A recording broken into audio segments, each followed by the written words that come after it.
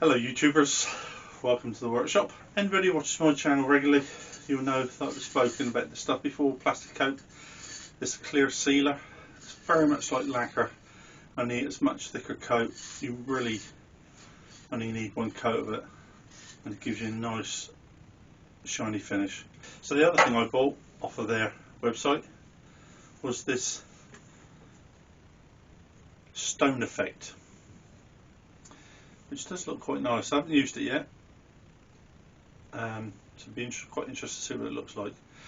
What I thought I would do is turn a piece of wood into a bowl with a very wide rim, cut a groove in the middle and spray it with stone effect and clear up either side of it, so you'll have wood, stone effect, wood, and I think it should look quite nice.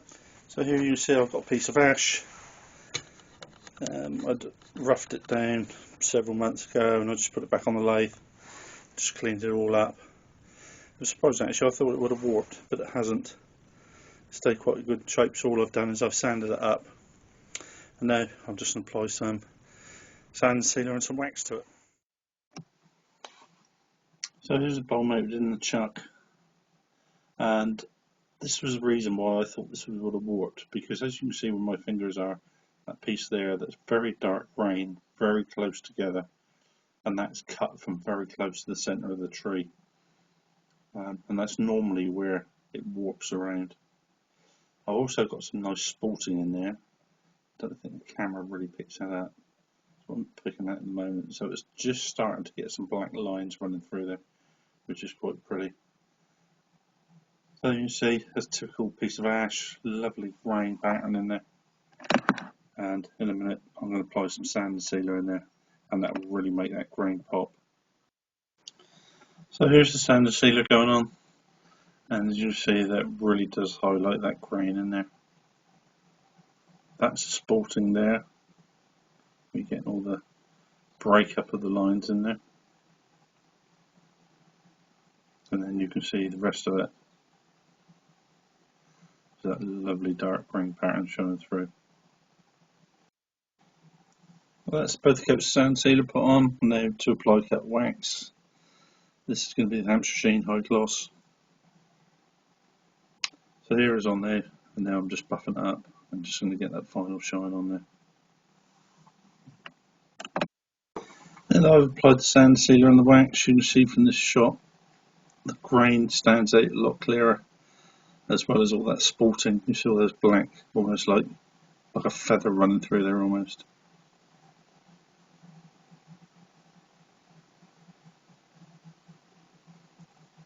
It brings it all out, really displays the beautiful colours in the wood.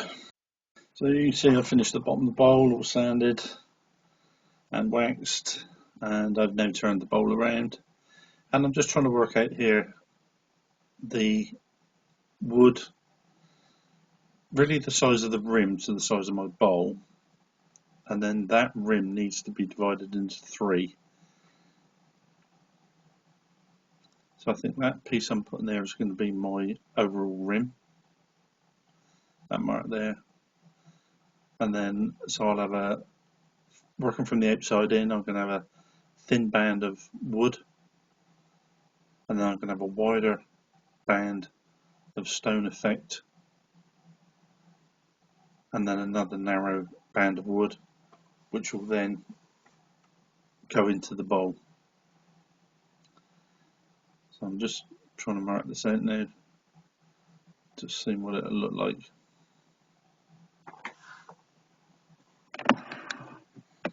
Really, I'm just doing this visually, just seeing what it looks like.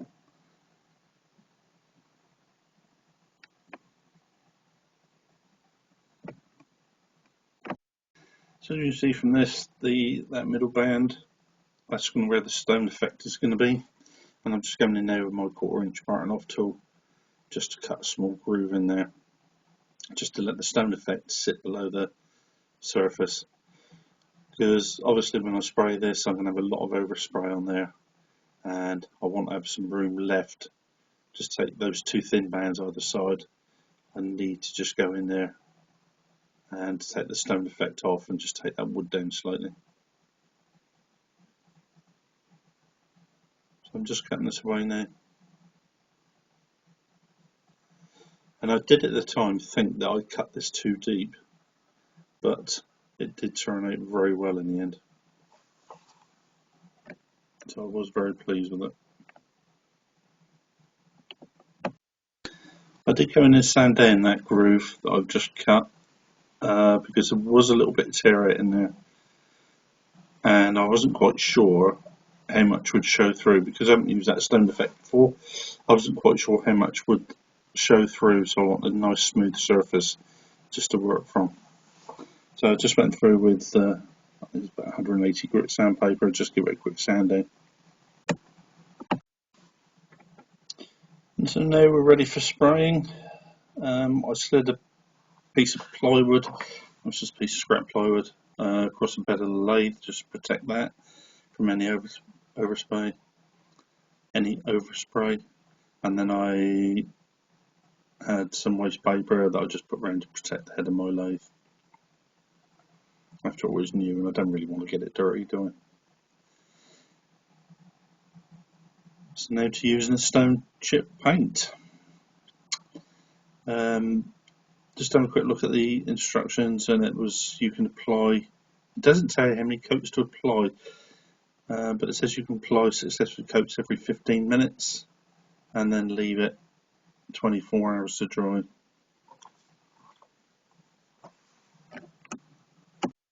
Now, I did give this a very good shake, but I couldn't hear the ball rattling in the bottom. I'm not sure whether there's a ball in there or not, or perhaps I just didn't shake it enough. So you can see now we're going to spray, and straight away that gives you quite a nice effect on there.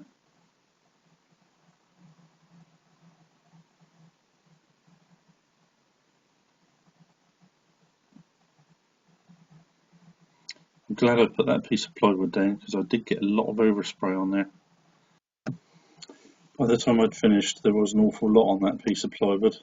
So, as I say, I was really glad I put it on. I only put 2 coats on in the end. I thought I'd leave it, put 2 coats on, leave it overnight, and just let it see what it dried like. I was very pleased with it. I certainly didn't need any more than 2 coats. And once I come back in the morning, it had all gone off. Very dry, very nice. Well, there we go, YouTubers. I've given that 3 coats in the end, and I've left it overnight to dry, so it should be nice. What I'm going to do now is just go in and clean up either side of that recessed rim. With hindsight, I didn't need to cut that anywhere near so deep, so I'm just going to clean up the outside and the inside, and then we can get to cutting the bowl. I'm going to use a scraper to do that, because what I don't want to do, I want to be very careful not to touch that inside.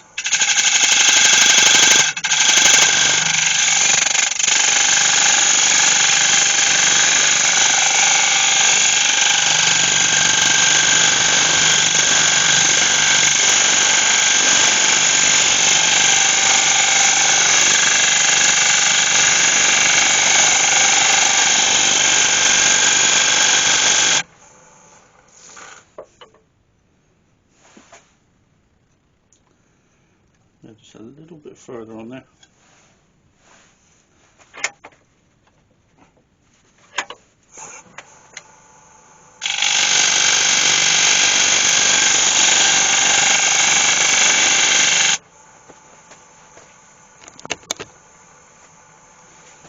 And now the same for that side.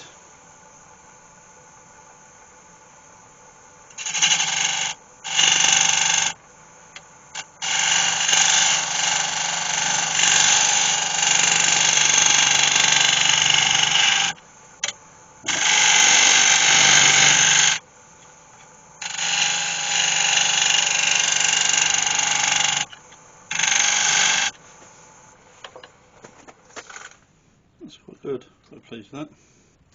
So that's where my bowl's going to go in there, on that line. So now to hollow in the bowl.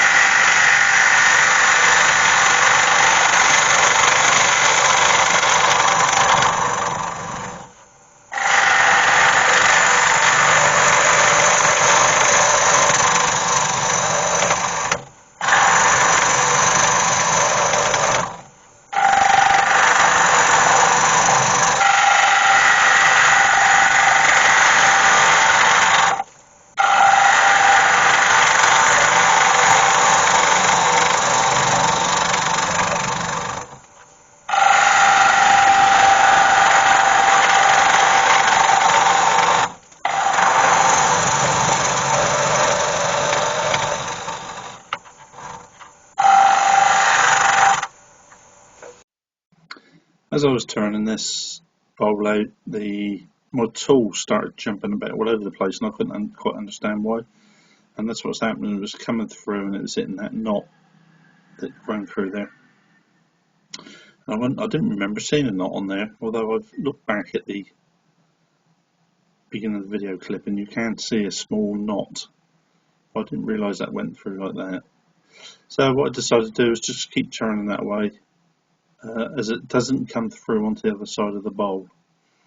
So I thought I'd just keep turning that away, and let that define the size of my bowl, because I didn't want that. It's not very pretty, so I didn't want that showing through the bottom of my bowl. So that's what I did. I just kept turning that away and turning it away until that disappeared. So now it's just a matter of keep hollowing the bowl until we get something like the desired shape that we want, something that looks nice but also gets rid of that awful mark.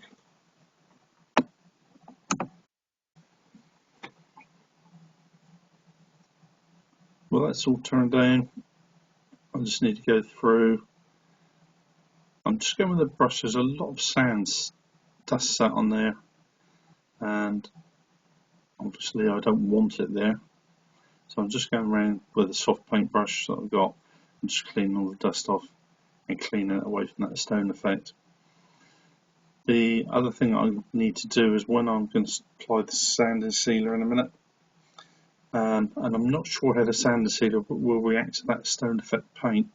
I think what I might do at a later date is just spray some of that stone effect on a piece of wood, let it dry, and then put some sand and sealer on there and see what happens. Because I know the abenizing lacquer, if you get sand and sealer on that, it will take it off straight away, which I found much to my cost. So I'm just going to apply some sand and sealer very carefully to that outside rim and to the inside bowl. Once that's done, I'm then going to apply some Hampshire sheen, but what I've got is gold effect wax, or gilt wax I think it's called. I'll apply some of that on there, and then the gold will sit down in the grain of that wood, and it will give it a very nice finish.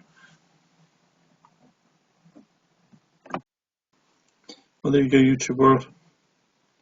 There's an ash bowl turned with, I guess you'd call that fake stone, and with a gold embellished wax. I'm very pleased with this. I think it was a very nice project. It turned out very well.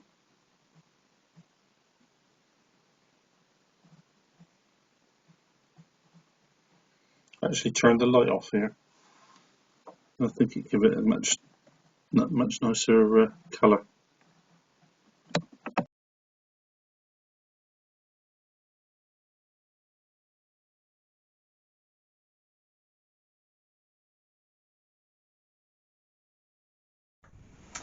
Oh, there we go, YouTubers, all done.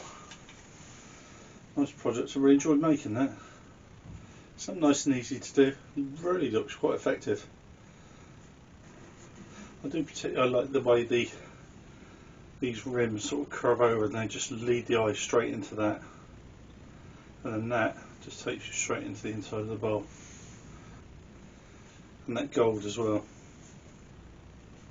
gold accent on that rim as well, does look very nice with that, especially in contrast to the stonework inside. Does look very nice. Well, there you go, YouTubers. Another project, something quite simple to do. I hope you enjoyed watching it, and perhaps I'll give you some ideas. Go and try it one of your own. Alright, so as always, I've been Steve Howell, and that is a good day in the workshop, isn't it? It's got to be. Turning out something like that? I think so. Thank you very much for watching. Goodbye.